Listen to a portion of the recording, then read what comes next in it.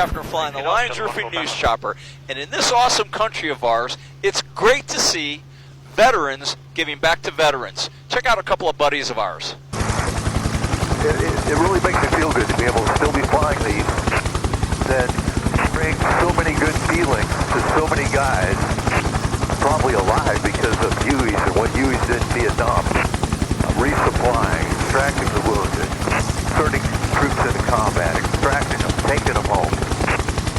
So just being able to fly the aircraft around, throw it off, and bring back mostly positive memories to a whole lot of guys is a wonderful thing. We call our buddy Slick, who 50 years ago was flying Hueys in Vietnam.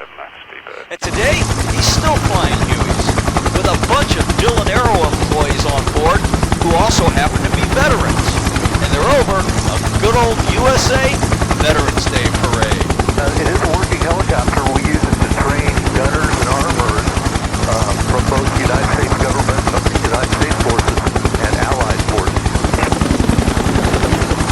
And Vietnam veteran Joe Sotilli is leading this group of veterans flying World War II Stearmans, and they are giving back too. Here, we kind of use this to honor our veterans, not just on Veterans Day, but throughout the year. We try to give them rides in our aircraft. Some of them are World War II veterans still that are coming out, and they learned to fly in these airplanes 70 years ago. I flew helicopters in Vietnam, and every year on Veterans Day, I take another veteran with me.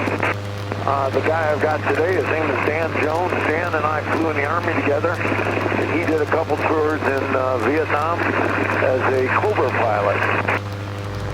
So as we honor our servicemen and women throughout the world by flying over Arizona, we just want to say what an honor it is to share the sky with these guys. I'm Bruce Hafner, flying the Lions Roofing News Chopper.